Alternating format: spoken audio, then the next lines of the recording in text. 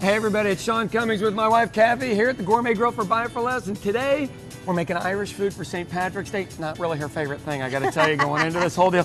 She's looking at this big bone going, I don't know what the heck we're gonna do with that. Exactly. Okay, this is the deal. In Ireland, they don't really eat corned beef and cabbage. They don't have corned beef. What you'll get is what's called bacon and cabbage, and it's a delicacy, believe it or not. And you'll watch this whole thing, it's easy to make, and you'll make a real nice cabbage side dish. And if you want to do corned beef with it, do corned beef. I'm good either way, but I want to teach you how to do it the right way. In Ireland, this is bacon.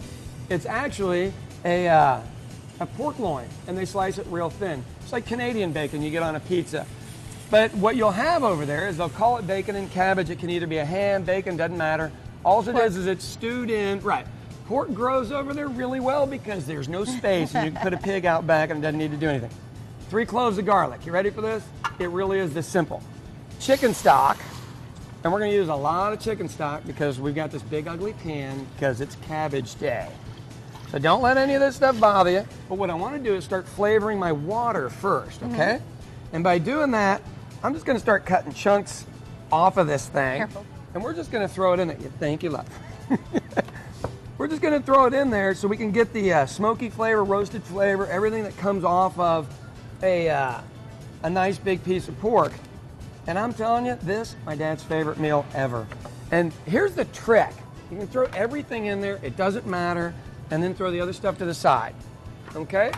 Let that thing simmer for as long as you want it to simmer, it doesn't matter. Don't put it at a hard boil though, because the pork will break up and it'll make the broth look kind of gritty. And discolored, okay? A few red potatoes. It really is this simple. How sad is that?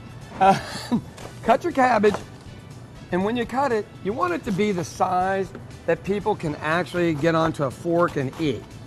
About like that, all right? Cathy wants something to do, so I'm gonna have her finish cutting the rest of the cabbage for us. There you go. While I give you a little discussion about how this thing really works, okay? This will cook in about 30 to 40 minutes. You gotta check your potatoes. As soon as you can put a fork through your potatoes, it's done. And you're really ready to serve. Stick a fork in there, they're done. But what you'll find when you go to anybody's home in Ireland, they'll have this stuff stewed around. You can smell it as soon as you go into the house. Right. Not her favorite flavor. What a better aroma than cabbage cooking. Let me lean across her real quick. This is what the lovely bone looks like after you've cooked it down. Now this one's been a couple of hours. There's still meat to put on. And I'm telling you, in a civilization that didn't really have any food, this is as good as it gets. So Cathy will get the rest of that put on there, and a little bit of black pepper. If you're making the authentic thing, you honestly cannot put anything more than black pepper. The stomachs are a little tender. They're not used to Mexican food like we are over here. Yeah, or extra garlic as the Italians would do. Now I'm gonna have Cathy plate up the already cooked version. Yes. And what you end up with is it's potatoes, it's cabbage, and a little bit of meat. And if you really want to have an authentic St. Patrick's Day, this is what it actually is. Now Great. It'd be a big That bowl of pasta, yummy. and she'd act like she ate this and push it to the side. It's real important to just get a little bit of meat on there, no big deal. Okay.